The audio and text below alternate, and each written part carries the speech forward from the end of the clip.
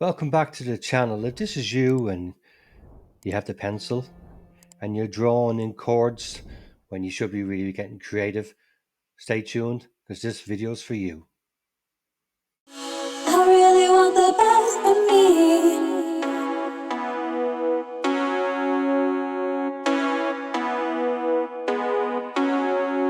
Even if it's not you.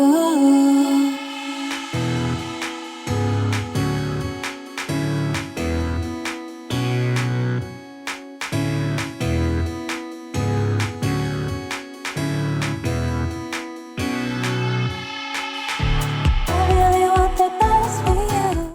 Hello folks, welcome back to the channel. Today I'm going to show you how to make chords in Cubase without using the pencil to draw them in, where it takes a long time to do it. But you could be spending more time being creative. There's a couple of easy ways, and the first way I'm going to show you is by using the chord editor. And it's over here. If you click on it, it'll open up. If you don't see this here, you'll have to click on the edit and lower zone and the chord editor will come up. If you want to make an A minor, click on the minor, go down to A, there's your chord.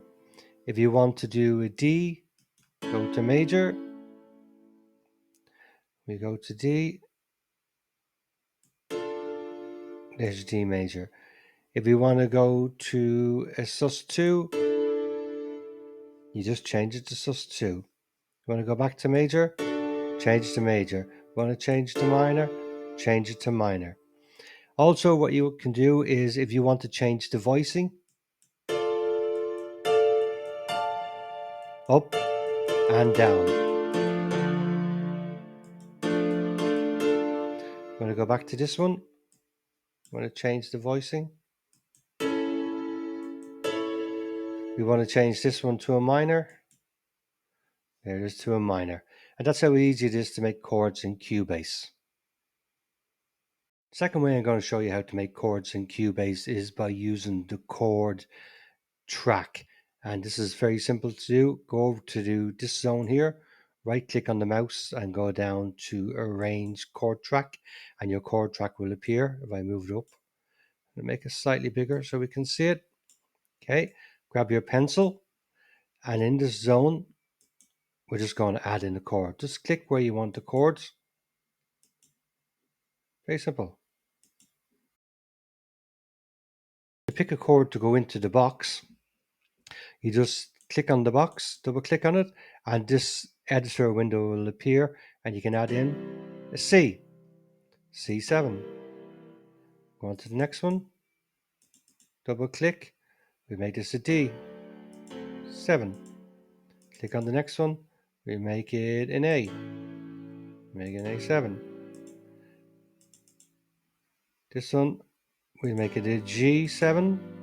You can also go into chord assist, and you can use the chord assist for this. You can use the lists with recommended chords, proximity. You can use all this here, circular fifths, or the editor. And that's it. You can also color these as well if you want. You click on them, the one you want, go up to color, and you can change it to whatever color you want. Makes it easier.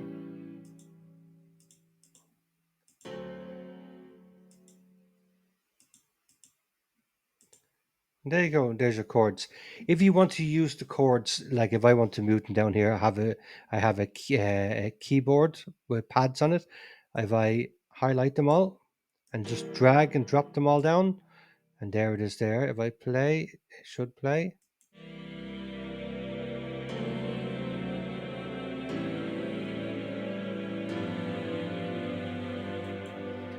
And I can do the same, drag and drop, bring them all down to the piano as well.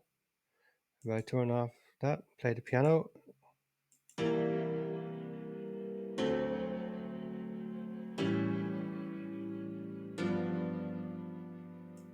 The next way we can load chords into Cubase is either by playing them on the keyboard, or you can use the chord pads. To use the chord pads, go down to the lower zone, click on chord pad,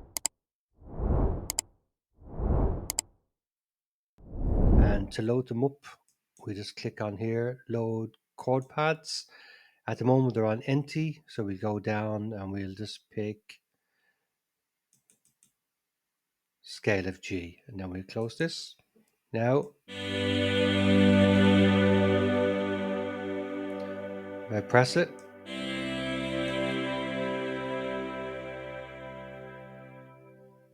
and what we can do is we can just drag and drop the chords.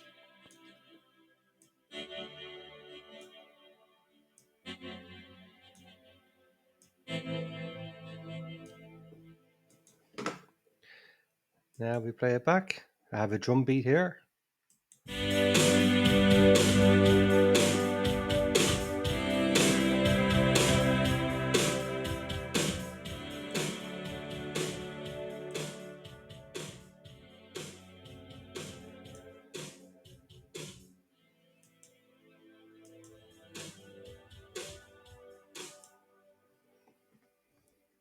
And then if you want to change the chords, you can just delete,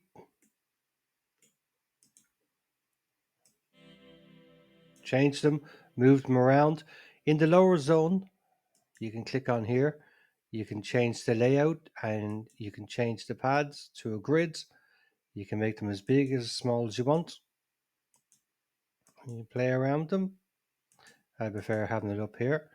And that's another way how to use the chord pads. Well, that's all, folks. Thanks for watching today, and don't forget to click and to like. Leave a comment below if you want, and if there's anything that you want to know about, you can ask me, and I'll get back to you. Also, don't forget to subscribe. Until the next one, look after yourself.